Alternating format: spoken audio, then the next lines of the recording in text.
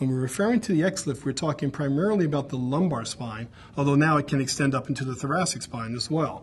Patients who come to see me who are candidates for that procedure typically have a long-standing history of back and leg pain, nerve pain going down the leg, which has not responded to non-operative measures. Those patients are frequently incapacitated with their symptoms, and when all other measures have failed, are candidates for surgery, and the XLIF is a superb option for those patients. XLIF is an acronym for Extreme Lateral Interbody Fusion. And essentially what we're doing is fusing the front of the spine through a very small incision along the patient's side, either left or right.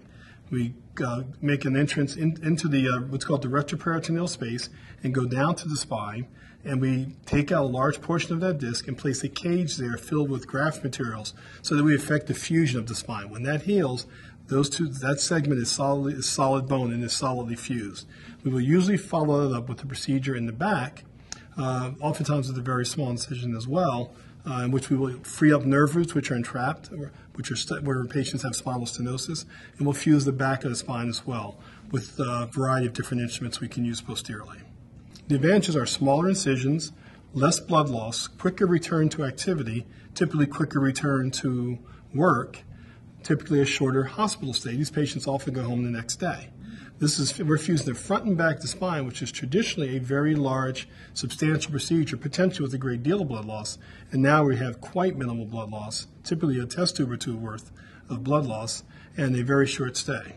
It's a procedure that has a very high clinical success rate, and it allows us to achieve the same goals we do through a standard open technique with much less trauma to the patient.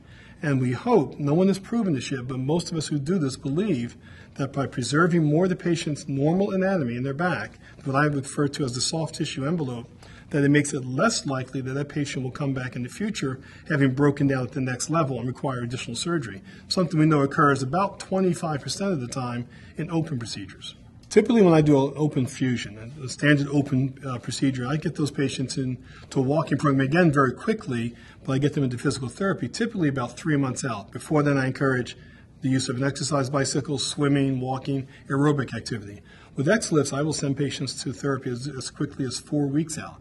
And therapy that we're talking about then is really, truly aggressive strengthening therapy to enhance the patient's functional restoration following the surgery.